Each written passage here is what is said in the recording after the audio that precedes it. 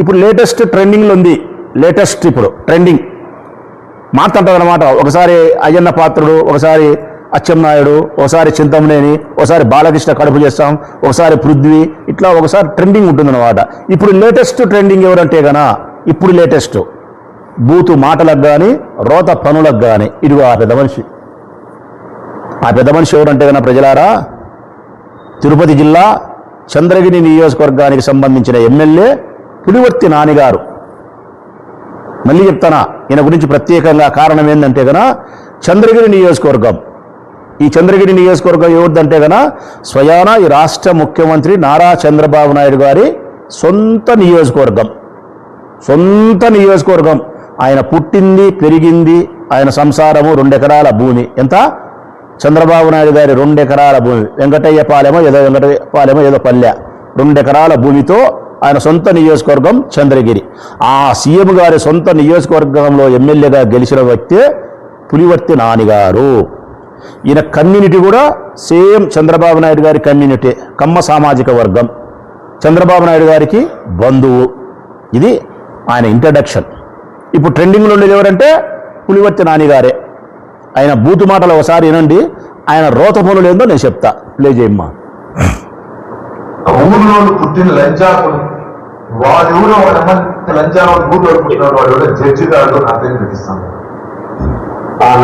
Retired judge వాడు ఎవరో పనుకోకున్నప్పుడు నన్ను చేసేదాన్ని, నా మంట కూర్చేదాన్ని దేవుడు లేకుండా వాడి కంపౌండ్ చేస్తుంటాడు. నా ఊళ్ళో తిట్టాను. నాకు వాడు ధైర్యం ఉంటే నా గురించి నా మొత్తం నేను తీరా పుస్తాను చెప్పి ఓకే. పడుగులో చిక్కుబాబుడు వడుగులో ఎవడో కోడివుడో లేదా వంకాయ వాళ్ళ కోసం నేను ఎందుకు మాట్లాడుతుంది. ఏం మాట్లాడుకుంటా కంప్లైంట్ చేసుకుంటాను. చేసుకో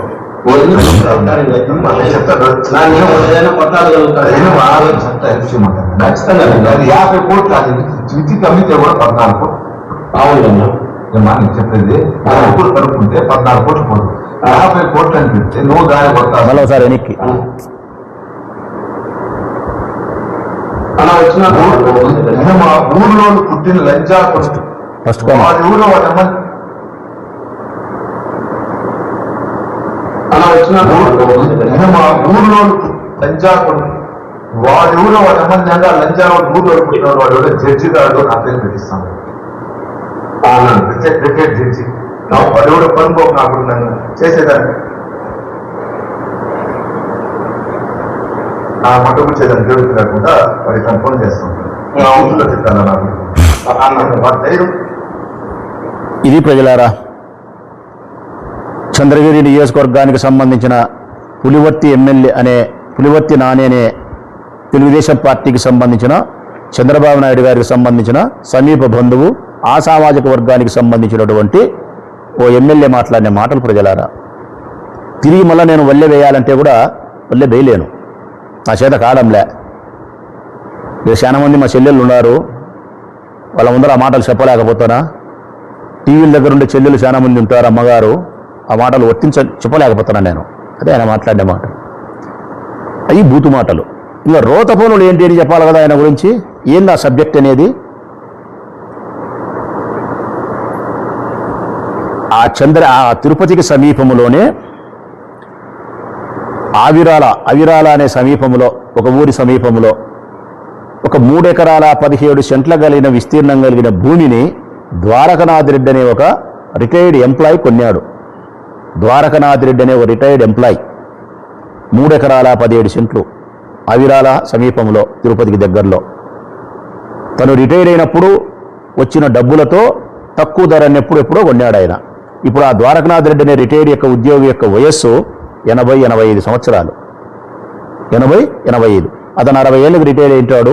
ఒక 24 ఏళ్ల కిందట ఆ భూమి కొన్నాడు తక్కువ ధరకు. ఇప్పుడు ఆ భూమి విలువ ఆ నాని గారు చెప్పేదే 14-20 కోట్లు చెప్తున్నాడు. కానీ అక్కడుండే స్థానికులు చెప్పేది 40 కోట్లు 50 కోట్లు చెప్తున్నారు. ఈ 3 ఎకరాల 17 సెంట్లు రిటైర్ అయినటువంటి ద్వారకనాథ్ రెడ్డికి సంబంధించిన వృద్ధ దంపతులు, భార్యాభర్త ఇద్దరు ఉన్నారు, వారిది. ఈ ఎమ్మెల్యే గారు ఏం చేశారంటే, పులివర్తి నానిగారు ఈ 3 ఎకరాల 17 సెంట్ల భూమిని ఆ పక్కనే కాలువకు ప్రభుత్వానికి సంబంధించిన కొంత భూమిని అంతా ఆక్రమించి కాంపౌండ్ వాల్ కట్టేసినాడు. కాంపౌండ్ వాల్ కట్టేసి ముఖద్వారం దగ్గర అద్భుతమైనటువంటి ఆర్చి నిర్మాణం కూడా చేపట్టినాడు. ఇది తెలుసుకునే ద్వారకనాథ్ రెడ్డి భార్య అంటే 85 సంవత్సరాల వృద్ధ దంపతులు కలిసి మా భూమిలో ఎవరో ఎన్నో కడతారని చెప్పి అక్కడికి వినారు. అక్కడికి పోయి లబోదిబోమని నెత్తి నోరు మొత్తుకొని ఇది మాది అని చెప్పి ఎమ్మెల్యే గారి మొరపెట్టుకున్నారు. ఎమ్మెల్యే అయినటువంటి తెలుగుదేశం పార్టీకి సంబంధించినటువంటి చంద్రబాబు నాయుడు సమీప బంధువు అయినటువంటి పులివర్తి నాని గారు ఆ వృద్ధ దంపతులను ఏమాత్రమే కానీ గౌరవించకుండా, ఏమాత్రం న్యాయ ధర్మాలకు ప్రాధాన్యత ఇవ్వకుండా వాళ్ళ మీద కస్సు బుస్సు దౌర్జన్యం ఆక్రమించినాడు. విధిలేని పరిస్థితుల్లో తన స్థలాన్ని తను కాపాడుకునేదానికి తనకు న్యాయం ఎక్కడైతే లభ్యమవుతుందో అక్కడికే పోతారు ఎవరైనా. న్యాయం లభ్యమయ్యేది ఎక్కడ ప్రజలారా? న్యాయస్థానంలో లభ్యమవుతుంది.